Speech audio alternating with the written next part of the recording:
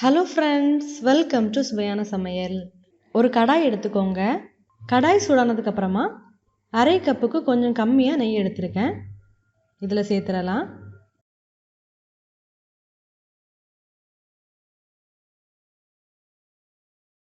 நெய் நல்லா உருகி வந்ததுக்கப்புறமா ஒரு கப் மைதா மாவு சேர்த்துக்கோங்க.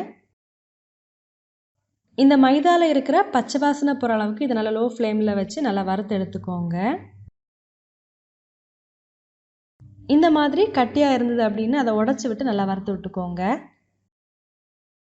இதில் இருக்கிற பச்சை வாசனை போகிற அளவுக்கு இதை நல்லா வறுத்தெடுத்தோம் அப்படின்னா தான் சாப்பிடும்போது ரொம்பவே நல்லாயிருக்கும். கிட்டத்தட்ட பார்த்திங்கன்னா உங்களுக்கு ஒரு 10 நிமிஷம் வரைக்கும் ஆகும் நல்லா வறுத்தெடுக்கிறதுக்கு. பாருங்கள், இதோட பச்சை வாசனை போகிற அளவுக்கு இதை நல்லாவே வறுத்தெடுத்தாச்சு. இப்போ இதில் மறுபடியும் 1 டேபிள் ஸ்பூன் நெய் சேர்த்துக்கோங்க. சேர்த்துட்டு நல்லா கலந்து விட்டுக்கோங்க. பாருங்கள், இது நல்லாவே இலகலான பதத்துக்கு வர ஆரம்பிச்சாச்சு. இந்த ஸ்வீட் செய்கிறதுக்கு பார்த்திங்கன்னா இந்த மாதிரி இலகலான பதத்தில் தான் இருக்கணும். 1 கப் மாவு எடுத்தோம் அப்படின்னா அரை கப் நெய் சேர்க்கும்போது கரெக்டாக இருக்கும். இப்போ ஸ்டவ் ஆஃப் பண்ணிடலாம். இதை கை பொறுக்கிற அளவுக்கு சூடார விட்டு எடுத்துக்கோங்க. பாருங்கள், இதை கை பொறுக்கிற அளவுக்கு சூடார விட்டு எடுத்தாச்சு. இப்போது இதில் கொஞ்சமாக ஏலக்காய் தூள் சேர்த்துக்கோங்க. அரை கப் அளவுக்கு சர்க்கரையை நல்லா பவுட்ரு பண்ணி எடுத்துருக்கேன். இப்போ இதில் கொஞ்சம் கொஞ்சமாக சேர்த்து நல்லா கலந்து விடலாம்.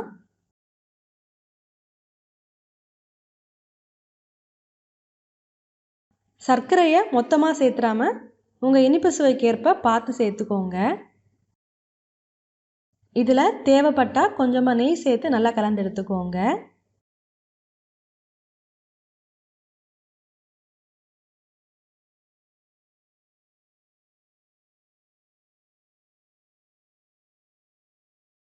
பாருங்கள், இது நல்லாவே கலந்து எடுத்தாச்சு. இப்போ ஒரு பாத்திரத்தில் கொஞ்சமாக நெய் தடவி எடுத்துக்கோங்க. இதில் நம்ம ரெடி பண்ணி எடுத்துருந்ததை சேர்த்துடலாம். சேர்த்துட்டு இந்த மாதிரி நல்லா ஷேப் பண்ணி விட்டுக்கோங்க.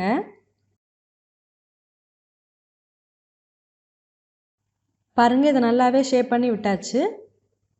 இப்போ இதை ஒரு 15லேருந்து 20 நிமிஷம் ஃப்ரீசரில் வச்சு நல்லா செட் ஆக விட்டு எடுத்துடலாம். பாருங்கள், இதை ஃப்ரீசரில் வச்சு நல்லாவே செட் ஆக விட்டு எடுத்தாச்சு. ஃப்ரீசரில் வச்சு எடுத்ததுனால பார்த்தீங்கன்னா இதை உடனே கட் பண்ண முடியாது. ஒரு 5 நிமிஷம் வெயிட் பண்ணி கட் பண்ணலாம். பாருங்கள், இப்போ இந்த ஓரங்கள்ல எல்லாம் கத்தியால் கட் பண்ணி விடலாம்.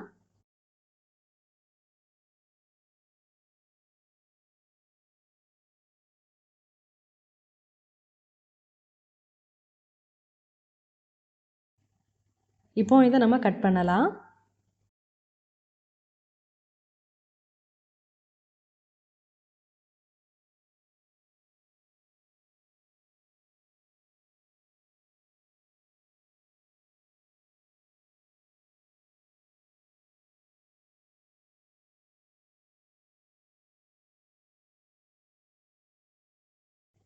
பாருங்கள், கட் பண்ணி எடுத்தாச்சு. இப்போ இதில் ஒரு பிளேட்டை வச்சு திருப்பி எடுத்துடலாம்.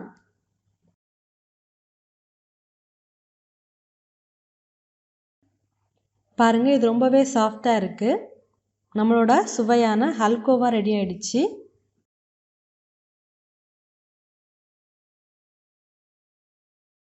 ஒரு பவுலில் 1 கப் கடலை மாவு சேர்த்துக்கோங்க. கூடவே அரை கப் அரிசி மாவு சேர்த்துக்கோங்க. அரிசி மாவை நல்லா சலிச்சிட்டு சேர்த்துக்கோங்க. அடுத்ததாக ஒரு பிஞ்சு அளவுக்கு உப்பு சேர்த்துக்கோங்க. சேர்த்துட்டு இது எல்லாத்தையும் நல்லா கலந்து எடுத்துக்கோங்க. இதில் 1 டேபிள் ஸ்பூன் நெய் சேர்த்துக்கோங்க. சேர்த்துட்டு நல்லா கலந்து விடுங்க. நெய் சேர்த்து நல்லா கலந்து விட்டதுக்கப்புறமா இதில் கொஞ்சம் கொஞ்சமாக தண்ணி சேர்த்து இந்த மாவை நல்லா பிசைஞ்சு எடுத்துக்கோங்க.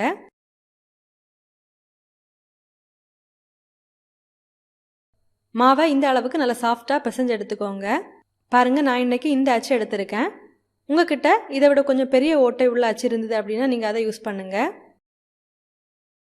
இடியப்ப அச்சில் கொஞ்சமாக எண்ணெய் தடவி விட்டு இந்த மாவை எடுத்து வச்சுக்கோங்க. பாருங்கள், இந்த அளவுக்கு மாவு நல்லா ஃப்ளோவாக விழணும். இது மாதிரி பிசைஞ்சு எடுத்துக்கோங்க.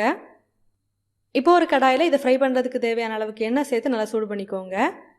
எண்ணெய் சூடானதுக்கப்புறமா இந்த மாதிரி கொஞ்சம் நீளமாக மாவை எண்ணெயில் பிழிஞ்சு விட்டுக்கோங்க.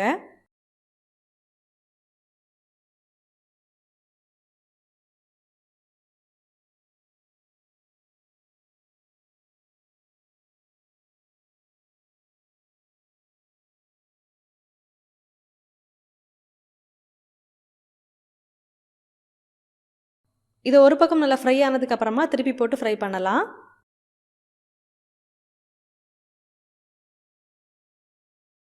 இது நல்லாவே ஃப்ரை ஆகியாச்சு. இப்போ இதை எண்ணெயிலேருந்து வடிகட்டி எடுக்கலாம்.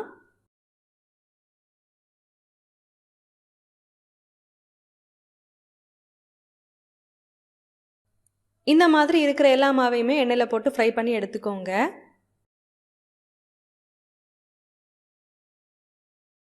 பாருங்கள், எல்லா மாவையுமே எண்ணெயில் போட்டு ஃப்ரை பண்ணி எடுத்தாச்சு. இப்போது நம்ம சர்க்கரை பாகு ரெடி பண்ணலாம். ஒரு கடாயில் 1 கப் சர்க்கரை சேர்த்துக்கோங்க. கூடவே ஒரு 1/4 கப் தண்ணி சேர்த்துக்கோங்க. இதை ஒரு வாட்டி நல்லா கலந்து விடுங்க. இப்போ இந்த சர்க்கரையை தண்ணியில் நல்லா கரைய விட்டு எடுக்கலாம். இதில் ஒரு 1/4 டீஸ்பூன் ஏலக்காய் தூள் சேர்த்துக்கோங்க வாசனைக்காக. சேர்த்துட்டு நல்லா கலந்து விடுங்க.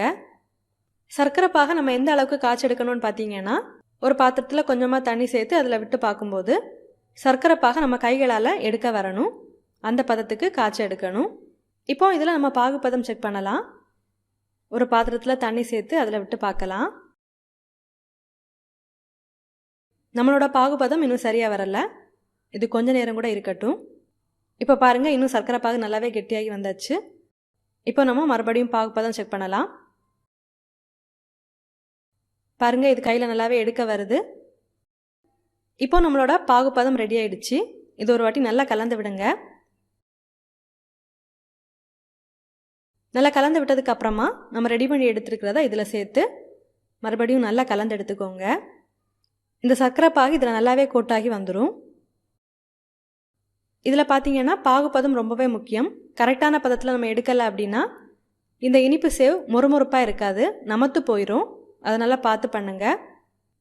பாருங்கள், இந்த சர்க்கரை பாகு நல்லாவே கோட்டாகி வருது.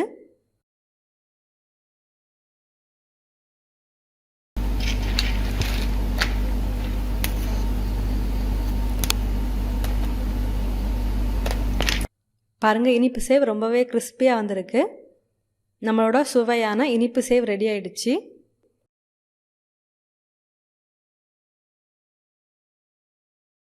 ஒரு பாத்திரத்தில் 1/2 கப் கடலை மாவு சேர்த்துக்கோங்க.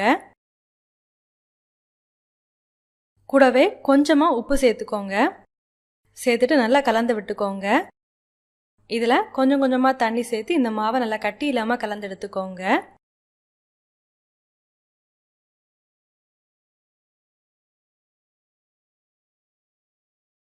பாருங்கள், மாவை கட்டி இல்லாமல் இந்த அளவுக்கு நல்லா சாஃப்டாக கலந்து எடுத்ததுக்கப்புறமா இதில் தேவையான அளவுக்கு தண்ணி சேர்த்து நல்லா தோசை மாவு பதத்துக்கு கலந்து எடுத்துக்கோங்க. இப்போ பார்த்தீங்கன்னா மாவை நல்லாவே கலந்து எடுத்தாச்சு. மாவோட பதம் பார்த்தீங்கன்னா இந்த மாதிரி தான் இருக்குது. இந்த மாதிரி நல்லா சாஃப்டாக கட்டி இல்லாமல் கலந்து எடுத்துக்கோங்க. இப்போ இந்த மாதிரி ஒரு ஓட்டை கரண்டி எடுத்துக்கோங்க. இதில் ஒரு குழிக்கரண்டி மாவு எடுத்து ஊற்றிக்கோங்க. மாவு ஊற்றுனதுக்கப்புறமா இந்த மாதிரி இந்த ஓட்டை வழியாக மாவு விழணும். இதுதான் கரெக்டான பதம். மாவை நல்லா தண்ணியாக இல்லாமல் கொஞ்சம் கெட்டியாக இந்த மாதிரி நல்லா சாஃப்டான பதத்துக்கு கலந்து எடுத்துக்கோங்க. ஒரு வாட்டி மாவு ஊற்றுனதுக்கப்புறமா இந்த கரண்டியில் இருக்கிற மாவை எடுத்துக்கோங்க. அப்போதான் அடுத்த வாட்டி பூந்தி ஊற்றும் போது கரெக்டாக விழும். இப்போ ஒரு கடாயில் இந்த பூந்தி பொரிக்கிறதுக்கு தேவையான அளவுக்கு எண்ணெயை சூடு பண்ணிக்கோங்க. பூந்தி பொரிக்கிறதுக்கு பார்த்தீங்கன்னா எண்ணெய் நல்லாவே சூடாக இருக்கணும். அப்போதான் உங்களுக்கு பூந்தி முத்து முத்தாக விழும். அதனால் எண்ணெயை நல்லா சூடு பண்ணிக்கோங்க. எண்ணெய் நல்லாவே சூடாகியாச்சு. இப்போ இதில் இந்த மாதிரி கொஞ்சமாக மாவெடுத்து விட்டு பார்த்தீங்க அப்படின்னா அது உடனே பொரிஞ்சு மேலே வரணும். எண்ணெய் கரெக்டான பதத்தில் இருக்குது. இப்போ இந்த ஓட்டக்கரண்டியில் ஒரு குழிக்கரண்டி மாவெடுத்து விடலாம். கரண்டியை இந்த மாதிரி கடாய்க்கு பக்கத்தில் வச்சுக்கோங்க. பாருங்கள், பூந்தி ரொம்பவே சூப்பராக முத்து முத்தாக வருது. ஒரு குழிக்கரண்டி மாவு விட்டீங்க அப்படின்னாலே கரெக்டாக இருக்கும். அதிகமாக விடாதீங்க. நீங்கள் பூந்தியை போடும்போது ஃப்ளேமை கொஞ்சம் அதிகமாகவே வச்சுக்கோங்க. அப்போ தான் பூந்தி முத்து முத்தாக விழும். மாவு நல்லா தண்ணியாக கலந்து எடுத்துருந்தீங்க அப்படின்னாலும் பூந்தி முத்து முத்தாக வராது, நீள நீளமாக விழும். லட்டு செய்கிறதுக்கு பூந்தியை நல்லா மொறுமொறுப்பாக ஃப்ரை பண்ண தேவையில்லை. ஒரு 3/4 பதத்துக்கு ஃப்ரை பண்ணி எடுத்தாலே போதும். இப்போ பார்த்தீங்கன்னா இது ஃப்ரை ஆகி வந்தாச்சு. இப்போ இதை இந்த எண்ணெயிலேருந்து வடிகட்டி எடுக்கலாம். பூந்தியை எண்ணெயிலேருந்து வடிகட்டினதுக்கு அப்புறமா இந்த மாதிரி ஒரு வடிகட்டியில் போட்டுக்கோங்க. ஒருவேளை பூந்தியில் எண்ணெய் இருந்தது அப்படின்னா எண்ணெய் வடிகிறதுக்கு ஈஸியாக இருக்கும். ஒரு வாட்டி பூந்தி போட்டு எடுத்ததுக்கு அப்புறமா எண்ணெய் நல்லா சூடானதுக்கு அப்புறமாவே அடுத்த வாட்டி பூந்தி போடுங்க. அப்போ தான் எல்லா பூந்திகளும் முத்து முத்தாக வரும். எண்ணெய் நல்லா சூடாக இல்லை அப்படின்னா பூந்தி முத்து முத்தாக வராது. எண்ணெயில் மாவு விழுந்து மாவு தட்டையாகவே இருக்கும். அதனால் எண்ணெய் நல்லாவே சூடாக இருக்கட்டும். இந்த மாதிரி எல்லா மாவையுமே பூந்திகளாக போட்டு ஃப்ரை பண்ணி எடுத்துக்கோங்க. இப்போ ஒரு கடாயில் 2 டேபிள் ஸ்பூன் நெய் சேர்த்துக்கோங்க. இதில் தேவையான அளவுக்கு முந்திரி பருப்பு சேர்த்து வறுத்தெடுத்துக்கோங்க. முந்திரி பருப்பு லைட்டாக வறுபட்டு வந்ததுக்கு அப்புறமா தேவையான அளவுக்கு உலர்ந்த திராட்சைகளையும் சேர்த்து நல்லா வறுத்தெடுத்துக்கோங்க. பாருங்கள், இதை நல்லாவே வறுத்தெடுத்தாச்சு. இப்போ இதை தனியாக எடுத்து வைக்கலாம். இப்போ நம்ம லட்டு செய்கிறதுக்கு தேவையான சர்க்கரை பாகை ரெடி பண்ணலாம். ஒரு கடாயில் 1.5 கப் சர்க்கரை சேர்த்துக்கோங்க. கூடவே ஒரு 3/4 கப் தண்ணி சேர்த்துக்கோங்க. இந்த சர்க்கரை தண்ணியில் நல்லாவே கரைஞ்சி வரட்டும். பாருங்கள், சர்க்கரை தண்ணியில் நல்லாவே கரைஞ்சி பாகு நல்லாவே கொதிக்க ஆரம்பிச்சாச்சு. இதில் ஒரு 1/4 டீஸ்பூன் ஏலக்காய் தூள் சேர்த்துக்கோங்க வாசனைக்காக. இதில் ஒரு கம்பி பாகு பதம் வர அளவுக்கு மிதமான தீயில வச்சு கொதிக்க விடுங்க. இப்போ பாருங்கள், ஒரு கம்பி பாகு பதம் வந்தாச்சு. இப்போ நம்ம ஸ்டவ் ஆஃப் பண்ணலாம். இப்போ ஒரு மிக்ஸி ஜாரில் நம்ம ஃப்ரை பண்ணி எடுத்துருக்கிற பூந்தியில் கொஞ்சமாக சேர்த்து கொரகொரப்பான பதத்துக்கு அரைச்சி எடுத்துக்கோங்க. பாருங்கள், கொரகொரப்பான பதத்துக்கு நல்லாவே அரைச்சி எடுத்தாச்சு. இதை தனியாக எடுத்து வைக்கலாம். இப்போ ஒரு பாத்திரத்தில் நம்ம ஃப்ரை பண்ணி எடுத்துருக்கிற பூந்தியை சேர்த்துக்கோங்க. இதில் நம்ம ரெடி பண்ணி எடுத்துருக்கிற சர்க்கரை பாகை சேர்த்துக்கோங்க. சர்க்கரை பாகை மொத்தமாக சேர்த்துறாம கொஞ்சம் கொஞ்சமாக சேர்த்து கலந்து விடுங்க. சர்க்கரை பாகு நல்லா சூடாக இருக்கிறது மாதிரி பார்த்துக்கோங்க. அப்போ தான் பூந்தியில் சர்க்கரை பாகு நல்லாவே ஏறும். இதில் நம்ம குறகுறப்பாக அரைச்சி எடுத்திருந்த பூந்தியையும் சேர்த்துக்கோங்க. இதையும் சேர்த்து நல்லா கலந்து விட்டுக்கோங்க. இந்த மாதிரி பூந்தியை அரைச்சி சேர்க்கறதுனால லட்டு பிடிக்கிறதுக்கு ஈஸியாக இருக்கும். இப்போ நம்ம எடுத்து வச்சிருக்கிற சர்க்கரை பாகையும் சேர்த்து நல்லா கலந்து விடலாம். இதில் நம்ம நெய்யில் ஃப்ரை பண்ணி எடுத்துருந்த முந்திரி பருப்பு உலர்ந்த திராட்சையும் சேர்த்துக்கோங்க. சேர்த்துட்டு நல்லா கலந்து விட்டுக்கோங்க. இப்போ இதில் கடைசியாக இருக்கிற சர்க்கரை பாகையும் சேர்க்கலாம். சேர்த்து நல்லா கலந்து விடலாம். இப்போ பாருங்கள், நம்ம எல்லா சர்க்கரை பாகையுமே இதில் சேர்த்தாச்சு.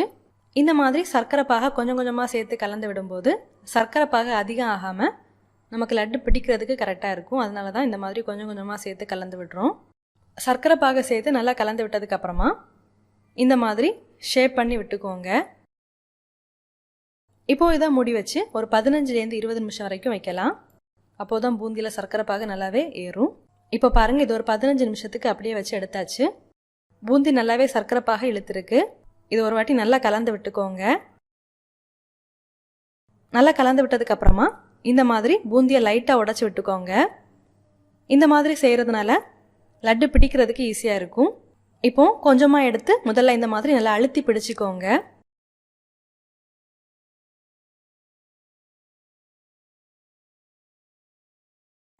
நல்லா அழுத்தி பிடிச்சதுக்கப்புறமா நல்லா ஷேப் பண்ணி எடுத்துக்கோங்க. பாருங்கள், லட்டு ரொம்பவே சூப்பராக வந்திருக்கு. இந்த மாதிரி இருக்கிற எல்லாத்தையுமே லட்டுகளாக பிடிச்சி எடுத்துக்கோங்க. எல்லாத்தையுமே லட்டுகளாக பிடிச்சி எடுத்தாச்சு. இந்த அளவுகளில் செய்யும்போது உங்களுக்கு ஒரு 18 லட்டுகள் கிடைக்கும். பாருங்கள், நம்மளோட சுவையான பூந்தி லட்டு ரெடி ஆயிடுச்சு. நீங்களும் இந்த மாதிரி செஞ்சு பாருங்கள். செஞ்சு பார்த்ததுக்கப்புறமா உங்கள் கமெண்ட்ஸை மறக்காமல் எங்களோட ஷேர் பண்ணுங்கள். இந்த வீடியோ உங்களுக்கு யூஸ்ஃபுல்லாக இருந்துச்சு அப்படின்னா உங்கள் நண்பர்களோட பகிர்ந்து கொள்ளுங்கள். நீங்கள் இன்னும் நம்ம சுவையான சமையல் சேனலை சப்ஸ்கிரைப் பண்ணலைன்னா மறக்காமல் சேனலை சப்ஸ்கிரைப் பண்ணிக்கோங்க. இந்த மாதிரி சுவையான ஒரு ரெசிபியோட நான் உங்களை சந்திக்கிறேன். அது வரைக்கும் சுவையாக சமைங்க, சுவையாக சாப்பிடுங்க. நன்றி.